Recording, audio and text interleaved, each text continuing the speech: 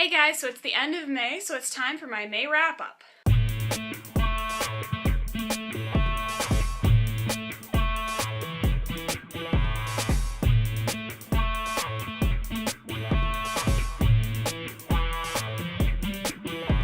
May was a pretty amazing reading month for me. I have never read this much in a month before. I read 14 books and 1 novella, which is insane. Last July I read 11 books, and that was my, record, and I couldn't even believe, it's crazy. And I read a lot of good books, but I also read a lot of books that I didn't really like as much. Part of it was because I participated in the Bout of Books 10.0 readathon. I'm going to get right to the books.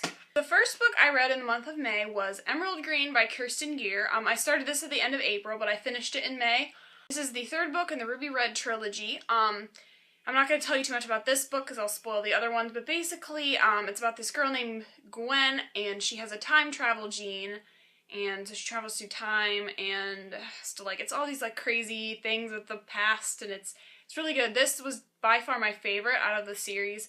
I had enjoyed the first two, but this one was just really, really good. I ended up giving this a 4.5 out of 5 stars. The next thing I read in the month was The Prince by Kiera Cass. This is a novella. I read this in preparation for the one because I was going to run out that day to get the one, but I needed this to kind of hold me over and get excited.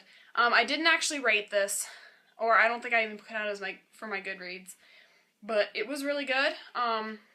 This basically follows, it's Prince Maxon's perspective on kind of what happened before the selection and then partially during the selection. So I really enjoyed hearing from his perspective. The next book that I read, of course, was The One by Kiera Cass. This is the third book in the Selection trilogy.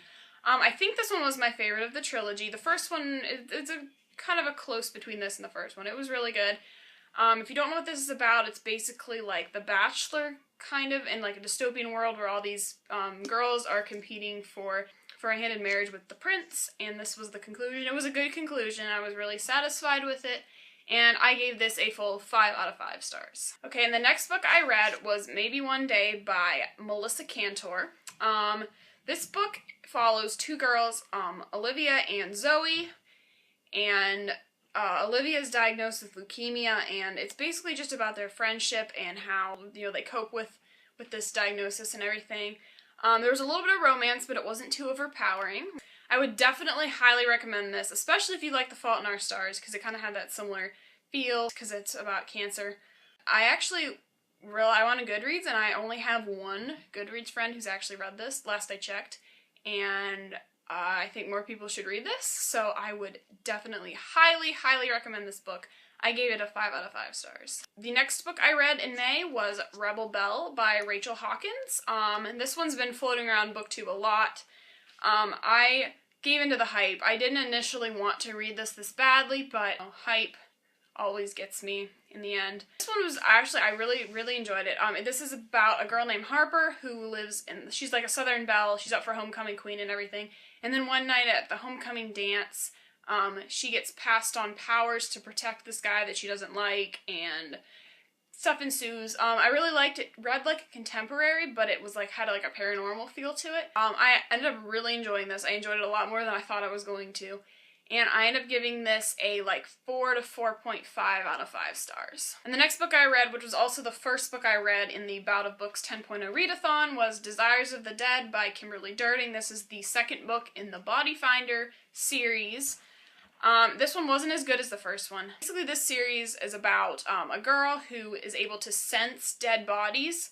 Each body has some sort of what does she call it? Echo. She can either see something on it, or hear something, or taste something, or basically one of her senses goes crazy whenever something has been murdered. And this one was not as good as the first one, I didn't think. It was still really enjoyable though, and I ended up giving this a 4 out of 5 stars. I would definitely recommend this series too. It's a very underrated series. I don't know that many people who've read it, but yes, go read it. And the next book I read was Unearthly by Cynthia Hand. This is the first book in the Unearthly trilogy.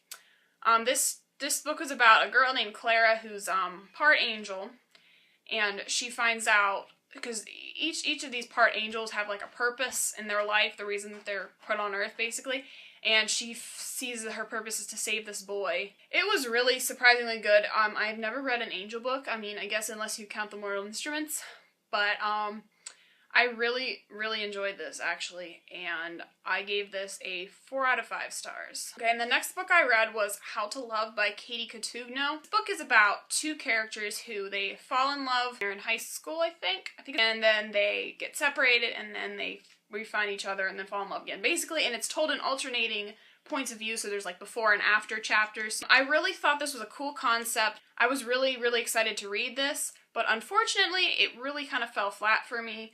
I enjoyed it for the most part, but there was just, I can't really put my finger on what I didn't like about it, but I just really didn't enjoy reading it. I read it really quickly because I was in a part about the books, but it just, I don't know, I really, really wanted to like this book, but I just really didn't. So I ended up giving this a 3 out of 5 stars. And the next book I read was If I Stay by Gail Forman. This book is about a girl who is a cello player, and she's trying to get into Juilliard and everything, but one day she and her family get into a car accident. This isn't a spoiler because this happens fairly early on.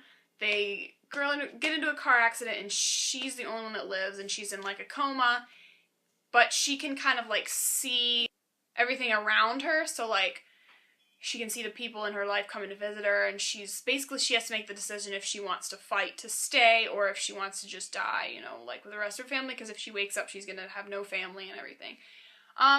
This was pretty good. It was really short, so I read it pretty quickly. The movie's coming out, and that's the reason I read this, because the trailer looked really cool, so I really do want to see the movie. This book was good.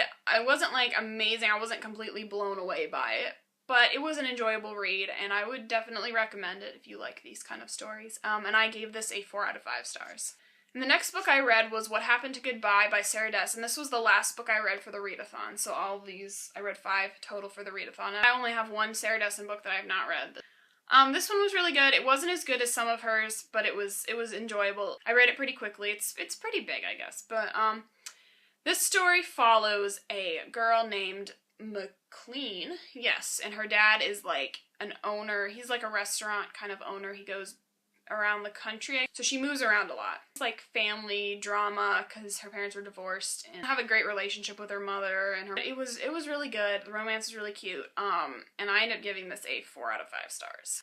The next book I read in May was Dorothy Must Die by Danielle Page. This book is basically a retelling of The Wizard of Oz. A girl named Amy gets swept up into Oz, and Oz is not what you expect, not what you see in the movies. Dorothy is like an evil dictator, and basically she has to go on this mission to like overthrow Dorothy and bring Oz to happiness again. Unfortunately, this book kind of fell flat for me too. I was really, really hoping to like this because I'm a huge fan of The Wizard of Oz and Wicked and anything Oz, but it just, I don't know, it just wasn't. I really don't know why I didn't like it, but I just didn't really enjoy it that much. It was okay. I ended up giving it a 3 out of 5 stars. The next book I read was a reread. It was The Fault in Our Stars by John Green. My friend is borrowing it right now, so I don't have it with me, but I think you all know what the cover looks like. I'm not even going to go into a summary, because I think you all know what this is about. Amazing. Once again, it was a reread before the movie, because the movie comes out in like a week, and I'm so excited. Once again, it got a 5 out of 5. How could it not? It's the best. The next book I read was The Archived by Victoria Schwab. This book follows a girl named Mackenzie who is a keeper of the archive. Her job is to because the archives dead bodies, and her job is to be, if they escape, then she has to bring them back to the archived. This was really good. In the beginning, it was kind of slow, and I didn't think I was going to like it, but then it picked up, and it was really good, and I ended up giving this a 4 out of 5 stars. And the next book I read was The Evolution of Mara Dyer by Michelle Hodkin. This is the sequel to The Unbecoming of Mara Dyer. This was really good, too. I felt there was a couple parts that were kind of slow. It's a big, chunky book, but it was really creepy. It was really good. I now kind of finally know which direction the series is kind of heading, because it was always kind of, I never knew where it was going. It was good, but I just didn't know completely. I ended up giving this a 4 out of 5 stars. And the last book that I finished in the month of May was To All the Boys I Loved Before by Jenny Han. This book is about a girl named Laura Jean who writes letters to all the boys that she's loved in the past, and someday mysteriously they all get sent out to the boys, and as you can imagine, drama ensues. This book, I kind of had a love-hate relationship with it.